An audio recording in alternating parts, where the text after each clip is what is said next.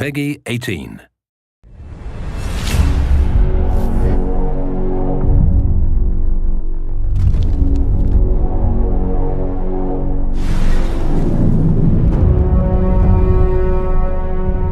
Pour moi, il était évident que la destruction fait partie du monde des Rainbow, en fait, depuis le premier jeu. Je m'en souviens, j'avais installé une petite corde d'explosifs sur la porte de la cuisine dans l'ambassade, j'avais fracturé la porte et j'étais rentré. Et ma première question, c'était, mais le trou, là, vous pouvez le stretcher à 1m80 ?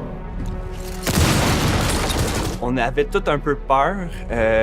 Quand on voit un challenge gros comme ça, au début, on se dit que c'est impossible. 60 FPS avec la destruction procédurale, ça marchera pas.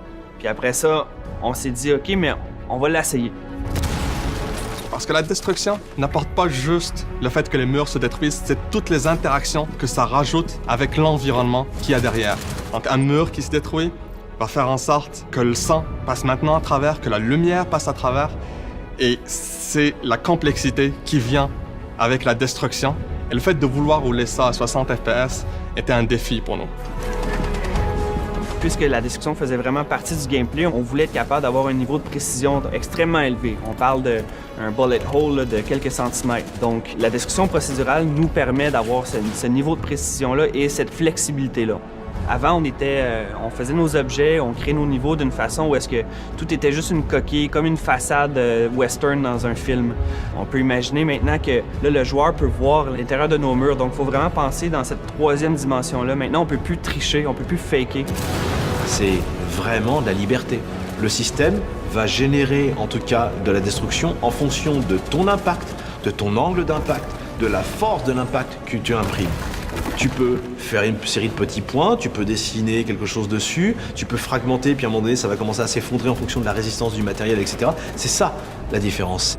Donc, l'équipe Real Blast s'est jointe à nous pour rajouter de la destruction plus cosmétique. Des centaines, même des milliers de petits débris physiques qui interagissent avec le monde, l'environnement. Puis avec FX, lui, ce qu'il nous permet de faire, c'est vraiment d'habiller toute la matière qui est expulsée du trou, qui se rajoute à tous les effets de fumée, de particules. Donc, on peut rajouter une quantité assez impressionnante de débris qui vient compléter finalement tout l'effet de destruction. L'avantage de la destruction, c'est qu'elle augmente la proportion de tactique.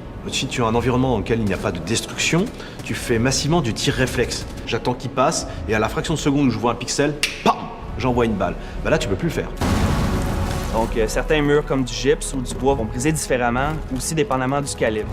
Donc, il y a certaines stratégies qui vont pouvoir peut-être t'amener à détruire juste un niveau d'épaisseur de mur pour laisser plus passer le son. On peut s'attendre aussi à que si on tire avec un shotgun de très loin,